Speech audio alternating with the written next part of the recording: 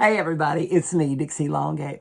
Now, you know, sometimes as a parent, you got to be able to smack the hand of the person that did something wrong and tell them to sit in the corner and think about what they did. And it might take them 3 or 4 days for them to fully realize the extent of the damage they've unleashed. And then, and only then, can they apologize when they really mean it and finally sit back at the dinner table again. It might take a little while, but it's up to them to figure this out. Now, you know I love Oreos. I love Oreos more than my own children. And they do all these fun collaborations every once in a while. They've had like Swedish Fish Oreos. They've had churro Oreos. They have birthday cake Oreos. And it's really fun when they collaborate with new and different kind of flavors.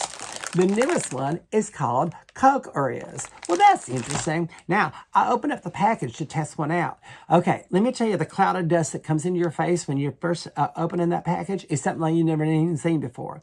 You ever have sex like a lot of people at the same time that you met out at a bar, and like they have dinner at the bar, and then all of a sudden somebody brought in Oreo cheesecake, and then they washed it down with Coca-Cola. Delicious, until you're all sitting there on the trampoline having sex, jumping up and down, facing each other. And then, you know, when one person yawns, everybody else does. It's the same thing when you're having sex all together on the trampoline, and then one person burps and everybody else burps, and you're all facing each other.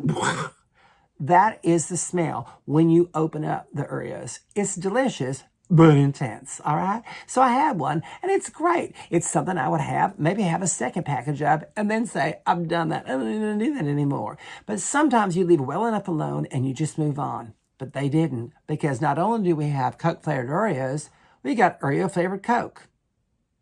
Okay, you know when you were young and you had on those little cutoffs because it was too hot, it was the middle of the summer, and you decided you're going to go tobogganing down the hill, but in the middle of the summer you use a burlap sack instead of a toboggan, and there's no snow, but if it rains you can get 20 or 30 feet real easy going down that hill on that burlap sack. But then the hill ends, doesn't it? You're going to roll over, head over teacup, you're going to skin your knee, and you're going to get like a bunch of dirt and some ants and probably the poop of a worm in your knee. Now, your mama always said lick any wound first because the saliva in your mouth is probably the most saline thing and innocuous thing you can put on there. The problem is you're going to get whatever's in your knee in your mouth. So that dirt, ants, and that poop from that worm is going to get in there. So imagine that flavor, but with a Coke next to it.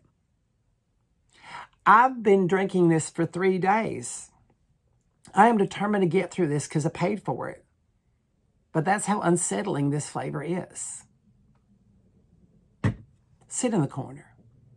You know what you did.